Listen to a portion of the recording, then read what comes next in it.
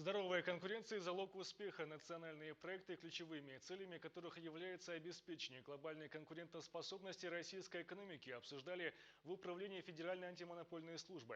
Гостями третьего экономического открытого форума стали представители головного ведомства. Основной целью, по словам организаторов, является координация действий органов власти и оказание методической помощи представителям бизнес-сообщества.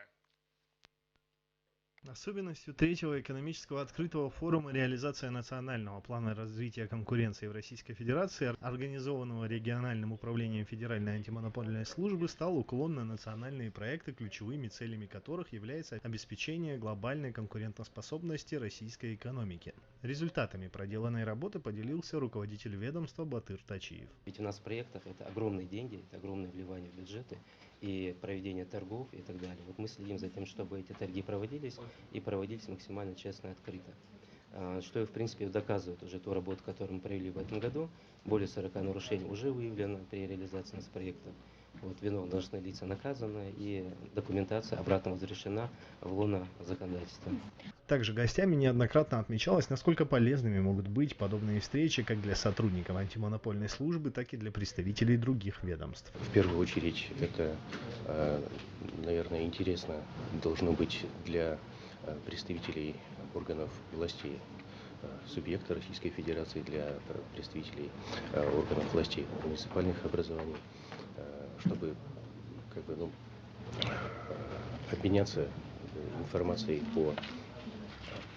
о том, как идет это направление работы и в других субъектах Российской Федерации, о том, что происходит на федеральном уровне.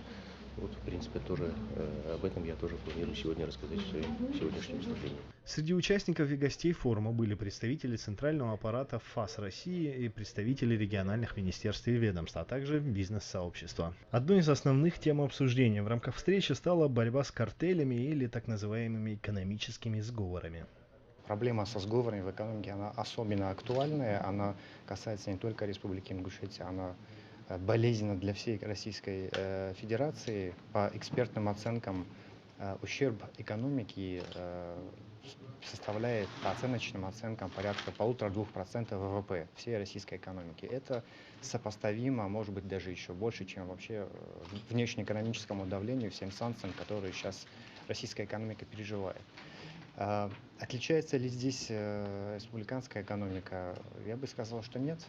Давление точно такое же, проблемы точно такие же. Мы в масштабах всей российской экономики выявляем порядка 600 сговоров ежегодно. Далее о картельных сговорах и способах их доказательства с представителями правоохранительных органов специалисты Ингушского УФАС и ФАС России поговорили за закрытыми дверями без камер. По итогам форума почетными гостями был отмечен высокий уровень работы регионального управления Федеральной антимонопольной службы, которого достаточно в том числе и для того, чтобы делиться опытом с соседними регионами. Здесь необходимо отметить, что коллеги на территории работают очень профессионально, в тесном контакте с центральным аппаратом, в том числе есть даже моменты, когда Ингушское управление может поделиться с коллегами в других регионах очень хорошим опытом. Абдулмалик Белкани, Магомед Гагиев, Дани Тимурзиев, Вести Ингушетия.